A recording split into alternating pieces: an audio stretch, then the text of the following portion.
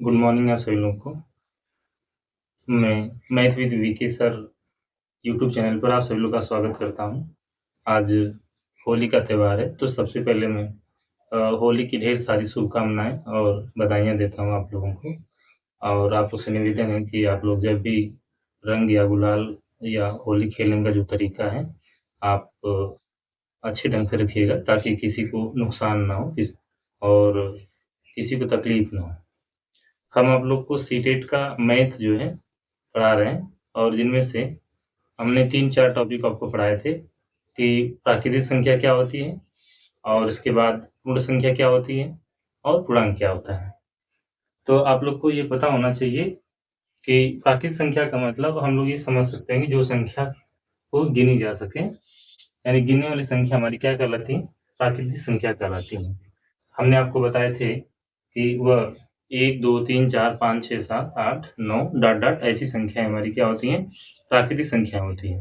पूर्ण संख्या जो होती है 0 से स्टार्ट होती है, यानी 0, 1, 2, 3, 4, 5 ये हमारी कैसी संख्याएं, पूर्ण संख्याएं होती है, और जिसको हम लोग होल नंबर बोलते हैं।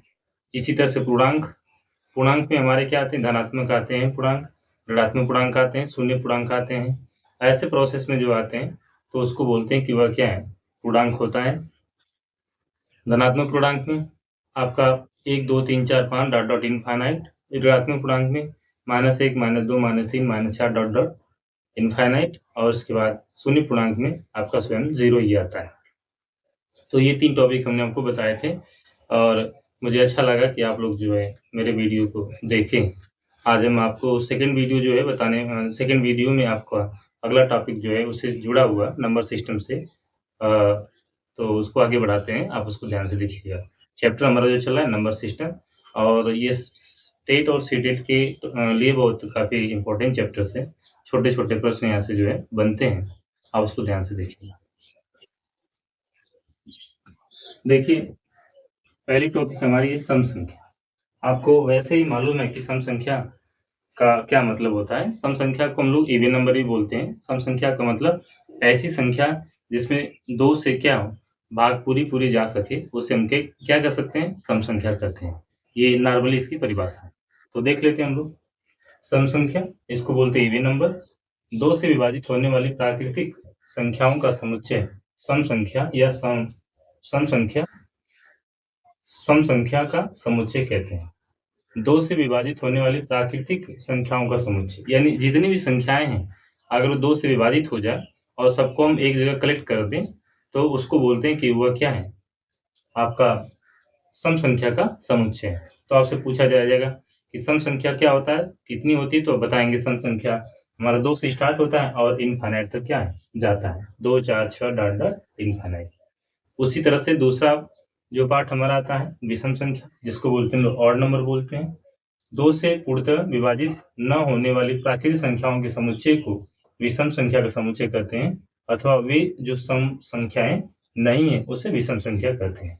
इसका मतलब ओ का मतलब क्या है, ऑड नंबर्स। यानी जिस संख्या में 2 से भाग न जा सके उसे हम कह सकते हैं कि वह क्या है, विषम संख्या है। जैसे आपका 1, 3, 5, 7 डाटा इनफाइनाइट।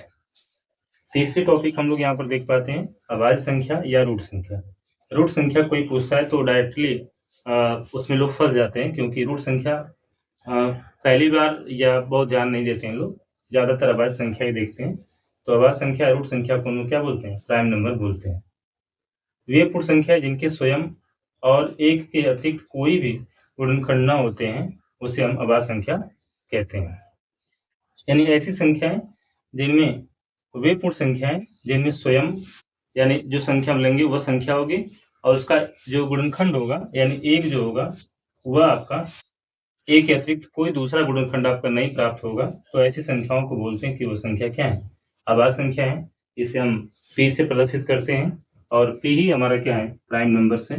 जैसे 2, 3, 5, 7 डॉट डॉट इनफाइनाइट। यहाँ पर हमने 2 एग्जाम्पल दिए।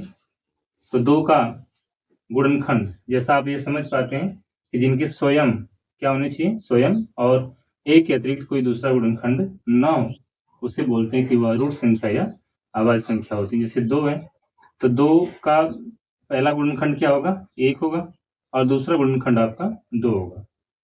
इसके बाद संख्या 3 है तो 3 का पहला गुणनखंड 1 होगा और दूसरा आपका 3 होगा। संख्या 7 है तो पहला गुणनखंड 1 होगा और संख्या आपका 7 होगा, मतलब 1 और 7, 11 के लिए 1 और कितना 11 है। ठीक है, और कुछ बेसिकली बातें हम लोग यहाँ पर देखते हैं नोट में कि 1 से 100 तक की अभाज्य संख्याएं आपसे पूछा जाए कि 1 से 100 तक की अभाज्य संख्याएं कितनी होती हैं, तो आप बताएंगे कि वह 25 अभाज्य संख्या होती हैं। कितनी होती हैं? 25 अभाज्य संख्याएं। सबसे छोटी अभाज्य संख्या क्या होती है? सबसे छोटी अभाज्य संख्या क्या होती है? 2 होती है। और सबसे छोटी सम अभाज्य संख्या क्या होती है? सबसे छोटी सम अभाज्य संख्या हमारी क्या होती है? 2 होती है। ठीक है, तो इस तरह से हम लोग इसको आगे बढ़ाते हैं। 1 से 50 तक प्रथम अभाज्य संख्या है। अगर 1 से 50 तक अभाज्य संख्या अगर पूछा जाए कि कितनी अभाज्य संख्या होती है, तो बताएंगे 1 से 50 तक 15 अभाज्य संख्याएं पाई जाती हैं। कितनी पाई जाती हैं? 15 अभाज्य संख्याएं। 1 से 100 तक कितनी अभाज्य संख्याएं पाई जाती हैं? 1 से 100 तक 25 अभाज्य संख्याएं जो है पाई जाती हैं। 6 नंबर, 1 से 200 तक कितनी अभाज्य संख्याएं पाई जाती हैं, तो बताएंगे 46 अभाज्य संख्याएं पाई जाती हैं। आप इनको लिख कर भी काउंट कर सकते हैं और एग्जाम में समय बचाना होगा तो आप इसको याद कर लेंगे तो थोड़ा ठीक रहेगा। इसके बाद 7 नंबर, 3 अंकों की सबसे छोटी अभाज्य संख्या कौन सी होती है, तो आप बताएंगे 3 अंकों की सबसे छोटी अभाज्य संख्या जो होती है वह 101 होती है। और 8 नंबर, प्रत्येक अभाज्य संख्याओं के 2 गुणनखंड होते हैं। सही बात है, हमने पीछे देखें कहाँ पर, यहाँ पर देखें अभाज्य संख्या हम लोग यहाँ पर देखें कि वे पूर्ण संख्याएं जिनकी स्वयं और एक अतिरिक्त कोई दूसरा गुणनखंड ना आता हो उसे कहते हैं कि वह क्या है? अभाज्य संख्याएं। तो यहाँ पर भी हम लोग देख लिए कि प्रत्येक अभाज्य संख्या के कितने गुणनखंड होते हैं, ये पूछा जाता है। तो आप बताएंगे कि हर प्रत्येक अभाज्य संख्या के 2 गुणनखंड होते हैं, आपका 1 और 2। तो बताएंगे कितने होते हैं गुणनखंड?